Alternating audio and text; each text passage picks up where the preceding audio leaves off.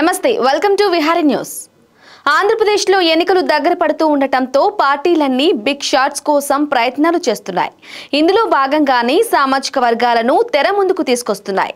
కాపు నేతగా పేరున్న మాజీ మంత్రి ముద్రగడ పద్మనాభం ఇటీవలే జనసేనలో చేరుతున్నట్లు వార్తలు రావటంతో ఉభయ గోదావరి జిల్లాలో వైసీపీ ముద్రగడకి ధీటుగా మరో వర్గానికి రెడ్ కార్పెట్ పరుస్తున్నట్లు సమాచారం। ఉభయ గోదావరి జిల్లాలో కాపు సామాజిక ఓట్లు అధికంగా ఉంటాయి।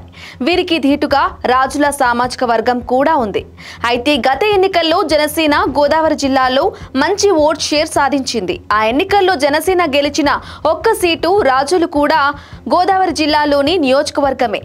కాపు సామాజిక వర్గం అధికంగా ఉన్న ఈ జిల్లాలో మాజీ ఎంపీ ముద్రగడ ముద్ర ఖచ్చితంగా ఉంటుంది।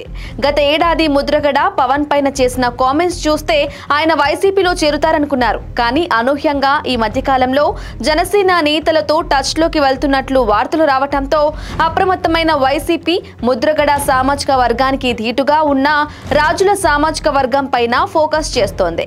ఇందులో భాగంగానే మాజీ ఎంపీ కృష్ణంరాజు ఫ్యామిలీని వైసీపీలోకి ఆహ్వానించాలని వైసీపీ యోచిస్తోంది।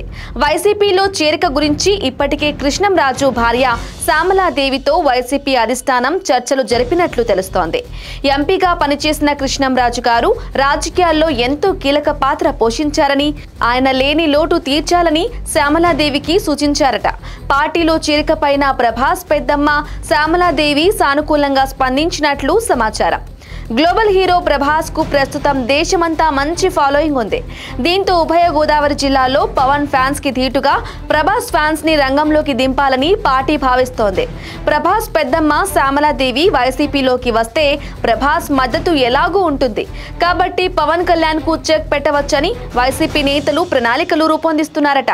శ్యామలాదేవి వైసీపీ గూటికి చేరితే జనసేన అధినేత పవన్ కళ్యాణ్ లేదా ముద్రగడ మీద కానీ పోటీ చేయించాలని వైకాపా భావిస్తుందని చర్చ జరుగుతోంది। For more updates keep watching Vihari news.